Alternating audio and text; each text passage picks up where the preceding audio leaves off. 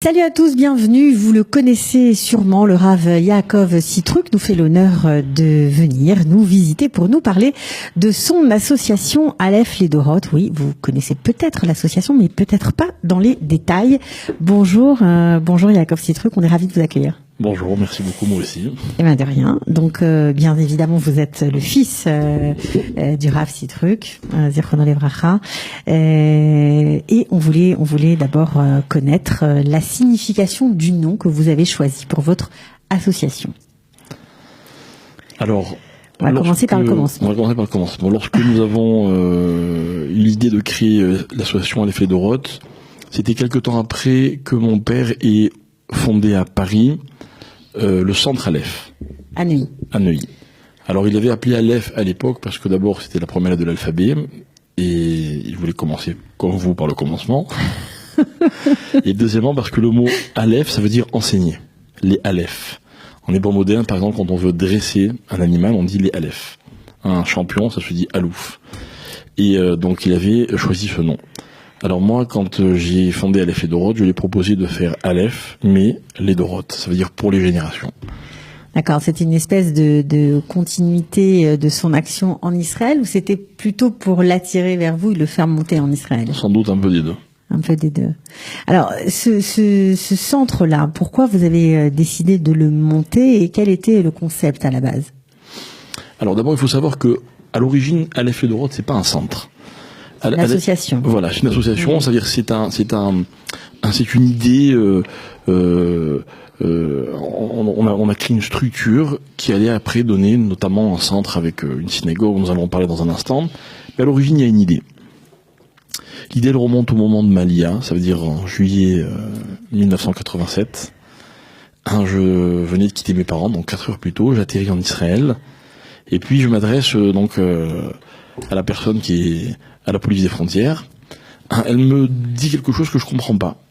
Je parlais l'hébreu, j'écrivais l'hébreu, je lisais l'hébreu, mais... C'était tout jeune, vous aviez 17-18 ans. Voilà, exactement. Okay, d'accord. Mais je pratiquais pas l'hébreu comme un Israélien. Alors je comprends pas ce qu'elle me dit, elle me tend un papier, donc à l'époque il fallait remplir un petit formulaire qu'on nous donnait dans l'avion, mais j'avais pas fait attention. Évidemment, elle est un peu vive. Moi, je suis un peu fatigué. T'es un peu énervé, je veux dire. Okay. Je remplis mon papier en hébreu, correctement. Et quand je lui rends, je l'entends dire à sa camarade, et là, je comprends. Je l'entends dire, tu as vu ce religieux? Parler, il sait pas, mais écrire, il sait, Sous-entendu, il fait exprès de ne pas comprendre. Alors, je sais pas ce qu'elle voulait sous-entendre, mais moi, c'est le mot religieux qui m'a frappé de plein fouet. Et vous avez pris votre premier tag. Exactement. En Israël. Voilà, exactement. Atterrissage brutal.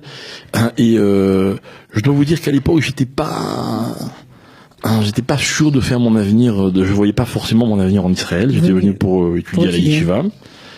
Parce que quoi? Parce que c'était le parcours logique? Parce que c'était là qu'on étudiait le mieux? Parce que c'était mon ambition d'étudier, tout simplement, d'acquérir des connaissances, d'avoir un niveau en études, dans l'étude de la Torah, etc. Et on peut pas le faire mieux qu'en Israël. Vous n'aviez pas d'attachement particulier avec ce pays? Exactement. Il faut aussi que vous sachiez que mon père avait été élu 1 mois plus tôt en main de France. Donc s'ouvrir un avenir plein d'inconnus, palpitant, tout ce que vous pouvez imaginer. Donc forcément pour vous. Moi je me disais peut-être que ce qui serait bien c'est qu'un jour je puisse revenir en Israël, devenir rabbin en France, revenir d'Israël, être rabbin en France à ses côtés. Mais vous allez voir que la suite va se dérouler différemment. Et donc je suis profondément choqué d'être presque insulté parce que je suis religieux. Fonctionnaire, voilà. On va dire. Et je me dis comme ça, je me dis que j'avais 18 ans, il ne m'était jamais arrivé de me faire insulter en France, que ni sale juif, ni quoi que ce soit. Mais là, on m'a dit un petit peu sale religieux, quoi. Et je suis sorti de l'aéroport, 2 membres de ma famille m'attendaient, je leur ai raconté l'histoire et je leur ai dit comme ça, si je dois rester en Israël, c'est ça que j'aimerais essayer de changer. Les préjugés qu'on peut avoir sur les religions. Exactement. Ce fossé qu'il y a entre deux. Vous voyez, vous arrivez en Israël, c'est super, il y a que des juifs. Et puis tout d'un coup, il y a des juifs différents. Voilà, il y a des juifs comme ceci, et toi t'es un juif comme cela. Et ça, j'ai eu du mal à encaisser. Donc l'idée. Donc c'est resté comme ça en vous, quoi, cette idée-là. Pendant longtemps. C'est pas encore parti. Hein. Mais attention, je cultive. Je ne veux pas m'habituer à ça. Voyons, on sort d'une période électorale, je refuse complètement. On n'a pas fini. Oui, vous me tendez la perche, je vais vous poser la question, attention. La question qui tue pour qui vous votez. Vous toujours essayer. Toujours est-il que, justement, je refuse cet état de fait en Israël où il y a des clivages, qui divisent pour rien, enfin bref, peu importe, c'est un autre débat. Et donc l'idée, l'envie d'enseigner la Torah, et d'enseigner une Torah, comme on dit en hébreu, netto. Vous voyez, apprendre la Torah, la découvrir, savoir ce que c'est, qu'on soit pratiquant, pas pratiquant, séfarade, ashkénaze, quelles que soient nos trajectoires et nos parcours, il y a un enseignement, il y a un verset magnifique qui dit qu'il est kartov natati lachem. Je vous ai donné une bonne marchandise. Voilà, moi je rêve que à l'issue d'un cours, on me dise c'est une bonne marchandise. C'est tout ce qui compte. Donc vous avez étudié dans une yeshiva, et ça aussi c'était une chance d'être tombé dans une yeshiva un peu populaire, on va dire, une yeshiva séfarade où il y avait beaucoup de gens de familles défavorisées. Ils étaient charedim, mais ils étaient tellement fiers d'être israéliens. Exactement. Vous avez résumé la situation.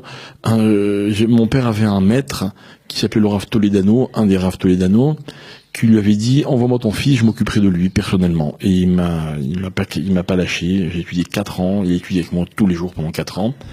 Et lui s'était fixé comme objectif d'aller ramasser des élèves dans des villes défavorisées d'Israël à l'époque, la périphérie comme on dit. Et donc c'était des gens simples, des fois des gens très très doués, mais à qui on n'avait pas donné la chance de faire des études. Et puis là, il s'épanouissait dans cette yeshiva. Et comme vous dites, c'est un milieu haridi, donc pas forcément milieu sioniste au sens où on l'entend, mais extraordinairement fier d'être israélien. J'aime raconter que à l'époque, les Israéliens, quand on leur disait Chutz Laaretz, on pouvait leur raconter n'importe quoi. Alors ils étaient comme ça, des fois un peu rêveurs, mais jamais envieux. C'est-à-dire que voilà, ils étaient fiers d'être israéliens et pour rien au monde ils auraient échangé leur place. Voilà, et ça a été contagieux. Et au fur et à mesure, leur amour d'Israël vous a contaminé. Je sais pas si c'est le mot l'amour d'Israël, mais le bonheur d'être là. Vous voyez? Et un peu l'amour d'Israël quand même. Sans doute, mais pour des gens qui connaissent pas autre chose, vous voyez ce que je veux dire. Mais ça veut dire que au fur et à mesure, je prenais mes bus, je voyageais beaucoup puisque j'étais dans un patelin qui s'appelle Be'er Yaakov, toute ma famille était à Jérusalem. Et puis voilà, j'étais dans la société israélienne, j'étais content d'être là. Et au fur et à mesure que le temps a passé, j'ai vu mon avenir ici.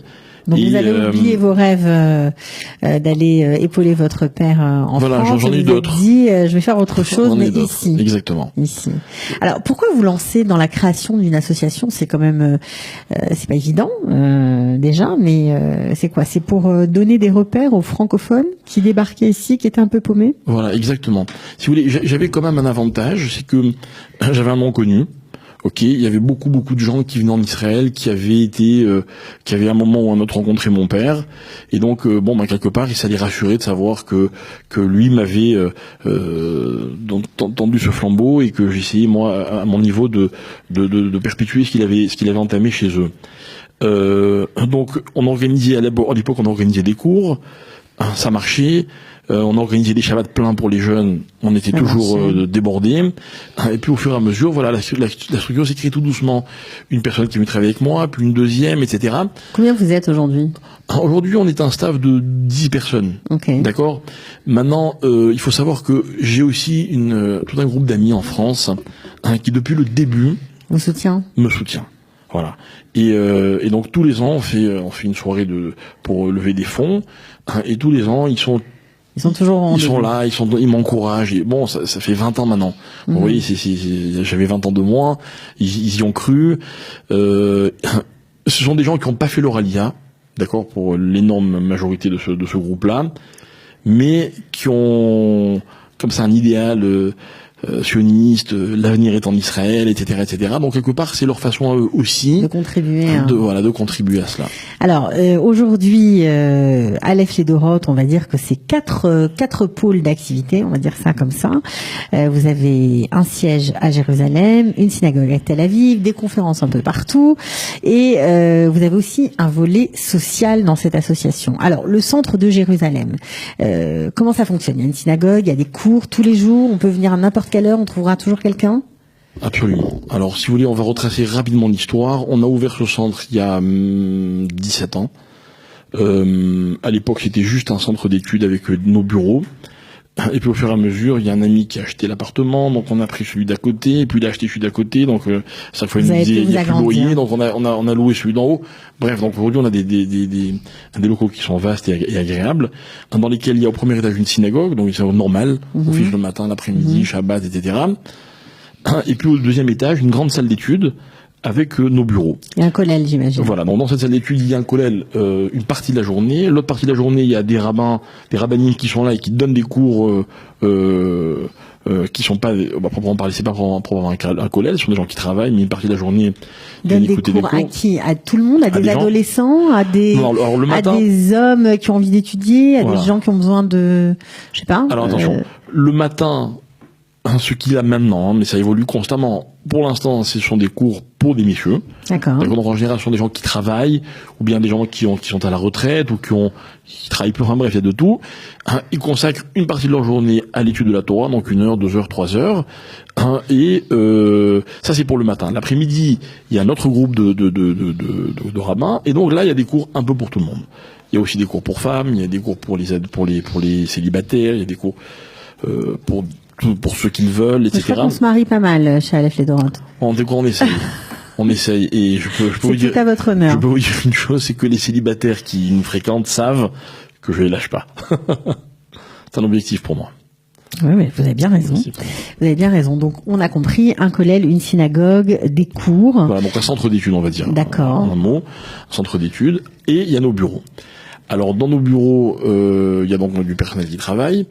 Et de là, donc, on va dire, c'est là qu'on dirige un petit peu tous les autres volets. Donc, vous avez brièvement parlé. Alors, il y a une synagogue à Tel Aviv depuis quand? Alors, la synagogue à Tel Aviv, elle existe depuis 1 an et demi environ. Celui qui l'anime, c'est mon jeune frère. Ouais. Donc, il lui a étudié aussi de nombreuses années en yeshiva et au kollel. Et puis, qui, récemment s'est dit, je veux absolument me lancer. Et donc tous les Shabbats, il y a un office, des repas de Shabbat. C'est difficile de dire en nombre de familles.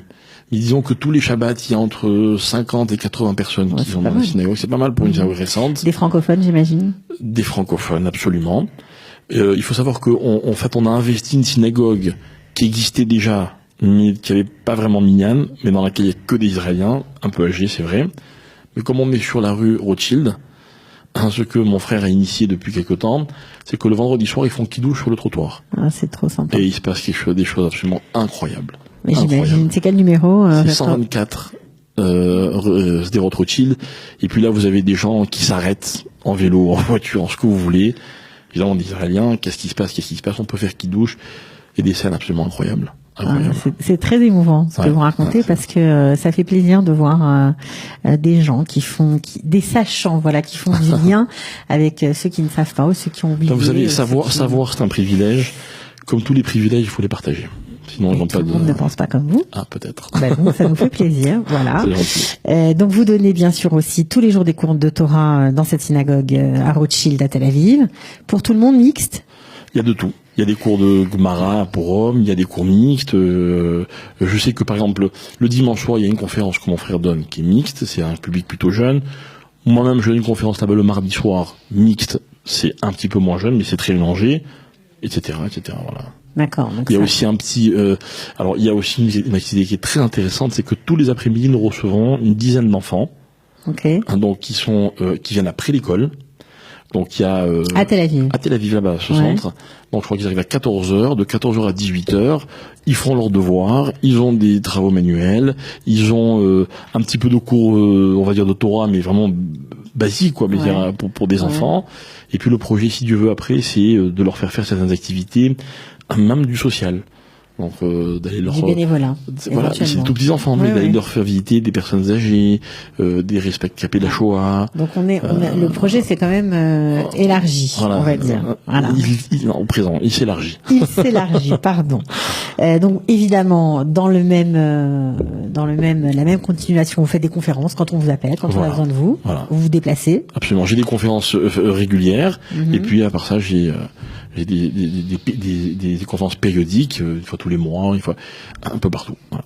Et puis évidemment, vous avez un volet social, c'est-à-dire que vous vous occupez, on va dire de façon ponctuelle et pas toujours suivie, mais environ, on peut donner ce chiffre-là, d'une centaine de familles. Qu'est-ce que vous faites avec eux?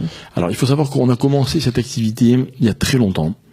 Il y a peut-être une vingtaine d'années, et je crois pouvoir dire que on a rassemblé énormément de jeunes qui seraient pas venus à des cours de Torah, mais qui étaient intéressés par faire du bénévolat. Okay. Et là, par contre, à cette époque-là, on y allait régulièrement. On a fait rencontrer des bénévoles et des familles, des liens sont créés, etc. Ça a duré un certain temps. On a un petit peu levé le pied sur cette activité. Ce n'est pas notre raison d'être première. Voilà, il y a des gens qui le font beaucoup mieux que nous. Il y a des gens qui se spécialisent là-dedans. C'est pas notre vocation, mais c'est important parce que je crois que dans l'enseignement de Torah, il y a aussi l'exemple qu'on donne.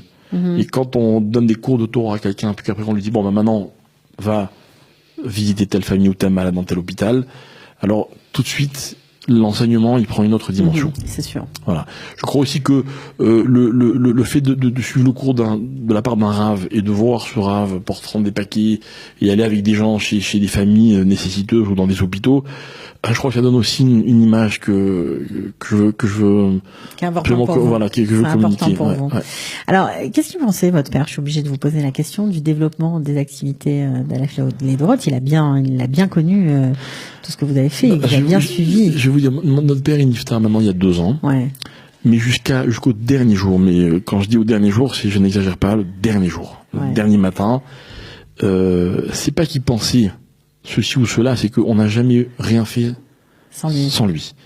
Et il nous a indiqué ce qu'il fallait faire, ce qu'il fallait pas faire, comment le faire. Vous avez parlé de politique tout à l'heure, enfin vous avez failli en parler. On va en parler.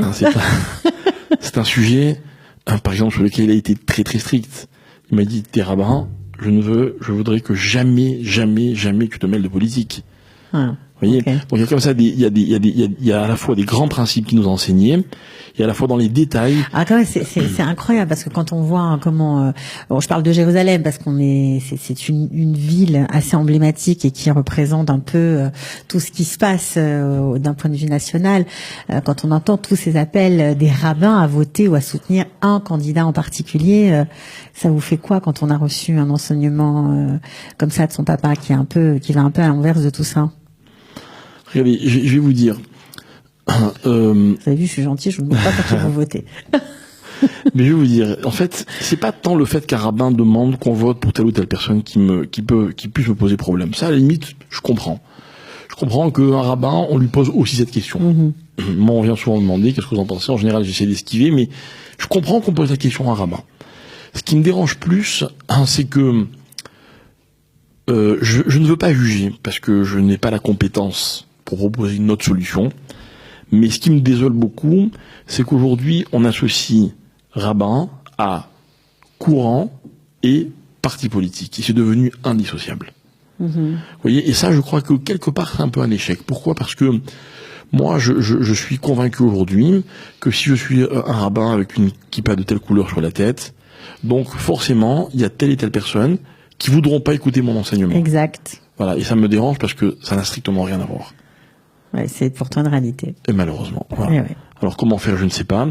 Je vais vous dire. Des kippots de bariolés, peut-être. Non, mais je vais vous dire, je suis de ceux qui pensent que on n'est pas toujours habilité à donner des conseils.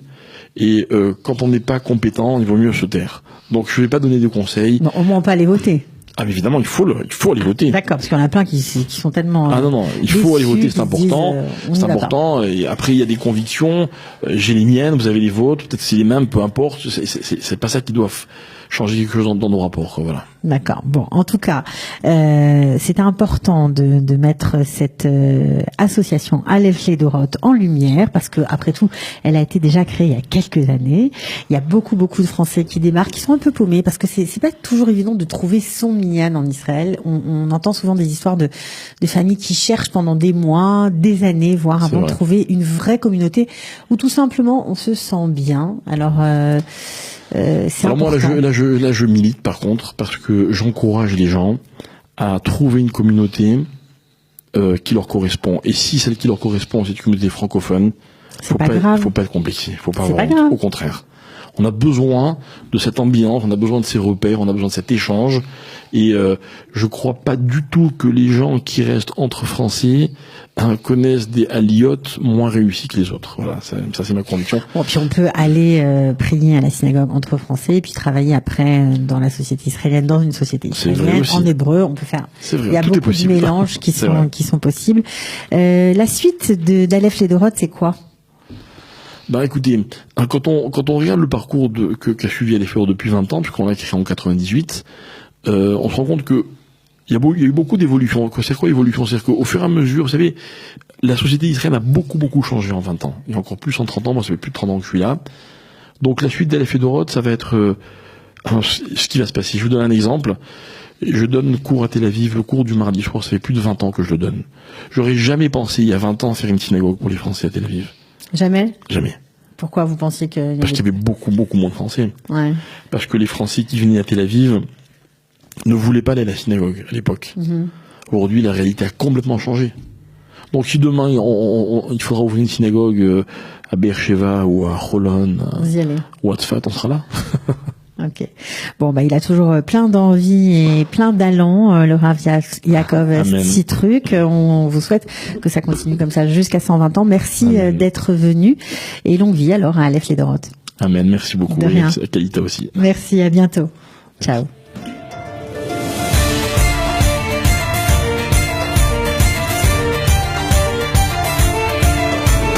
De la générosité, des talents et du cœur. C'est la sauce du jour sur studiokalita.com.